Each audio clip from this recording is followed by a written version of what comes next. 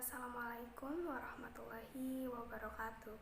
Sebelumnya, perkenalkan, nama saya Cindy Maulidia Amelia Antoni dengan NIM 2011102413108. Di sini saya akan membahas terkait antropometri.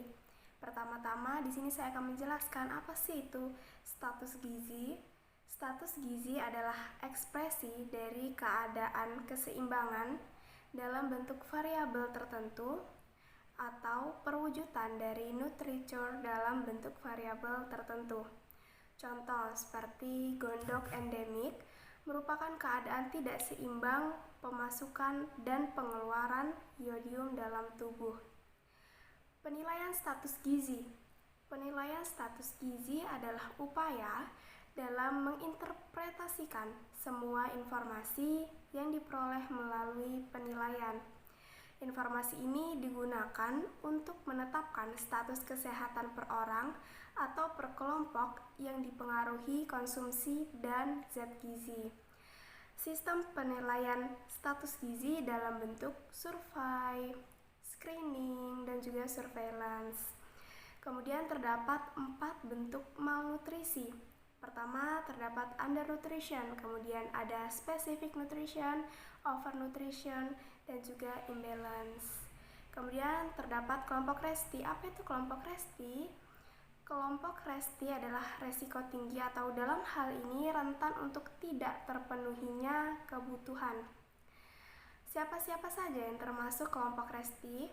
Terdapat kelompok ibu hamil, ibu menyusui, bayi, prasekolah, usia sekolah, remaja, dewasa, dan juga lansia. Kemudian terdapat macam-macam penilaian status gizi.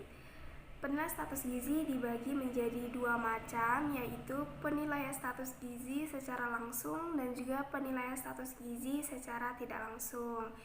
Penilaian status gizi secara langsung dibagi menjadi 4 penilaian, yaitu antropometri, klinis, biokimia, dan juga biofisik.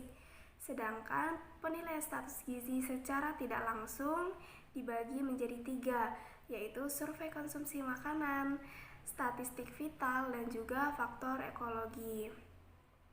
Kemudian antropometri. Antropometri adalah pengukuran variasi dimensi fisik dan komposisi tubuh. 2 macam ukuran antropometri yaitu massa jaringan dan juga linear. Massa jaringan, ukuran yang menunjukkan pertumbuhan jaringan aktif seperti lemak, tanpa lemak, contohnya seperti berat badan, lingkar lengan atas, LBK. Sedangkan linear yaitu ukuran yang menunjukkan pertumbuhan otot, tulang, rangka, contohnya seperti tinggi badan, LK. Kemudian jenis parameter. Pertama, terdapat umur.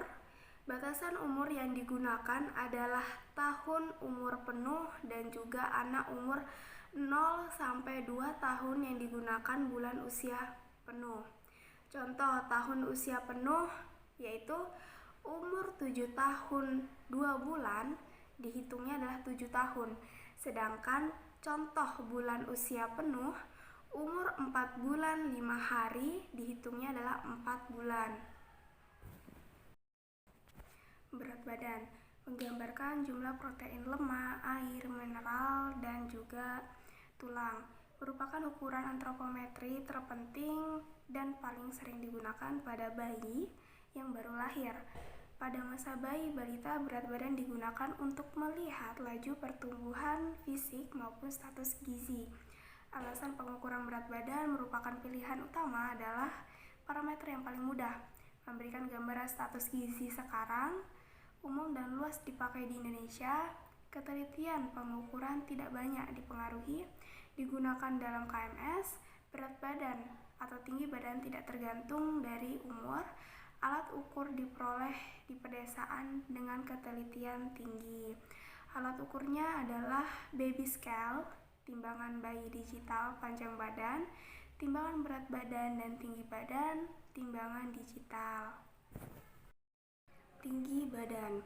Tinggi badan merupakan parameter yang penting bagi keadaan yang lalu dan sekarang. Pengukuran tinggi badan untuk anak balita yang sudah dapat berdiri seperti mikrotoa. Alat ukur. Alat pengukur panjang badan bayi atau anak yang belum dapat berdiri. Mikrotois, anak yang sudah dapat berdiri.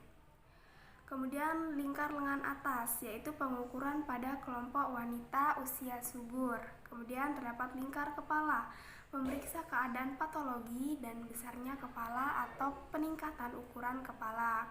Kemudian lingkar kepala ini dihubungkan dengan ukuran otak dan juga tulang tengkorak. Setelah itu parameter berikutnya adalah lingkar dada. Biasanya dilakukan pada anak usia 2-3 tahun karena rasio lingkar kepala dan lingkar dada sama pada umur 6 bulan. Masalah yang sering ditemukan adalah akurasi pengukuran karena pernafasan anak itu tidak teratur. Kemudian tinggi lutut, erat kaitannya dengan tinggi badan sehingga data tinggi badan didapatkan dari tinggi lutut bagi orang yang tidak dapat berdiri atau lansia. Kemudian jaringan lunak, metode yang digunakan untuk menilai komposisi tubuh atau jumlah dan distribusi lemak. Metode yang paling sering digunakan di lapangan adalah antropometri fisik. Jenis alat yang sering digunakan adalah Harpen dan calipers. Beberapa pengukuran tebal lemak menggunakan kaliper seperti lengan atas, lengan bawah, tulang belikat, di tengah garis ketiak, sisi dada, perut, paha, tempurung lutut, pertengahan tungkai bawah. Parameter antropometri merupakan dasar dari penilaian status gizi. Kombinasi beberapa parameter disebut antropometri. Indeks dari antropometri adalah berat badan terhadap umur, tinggi badan terhadap umur, berat badan terhadap tinggi badan, lingkar lengan atas terhadap umur, indeks massa tubuh, tebal lemak bawah kulit menurut umur, rasio lingkar pinggang, dan pinggul. Mungkin itu saja yang bisa saya sampaikan, kurang lebihnya mohon dimaafkan. Assalamualaikum warahmatullahi wabarakatuh.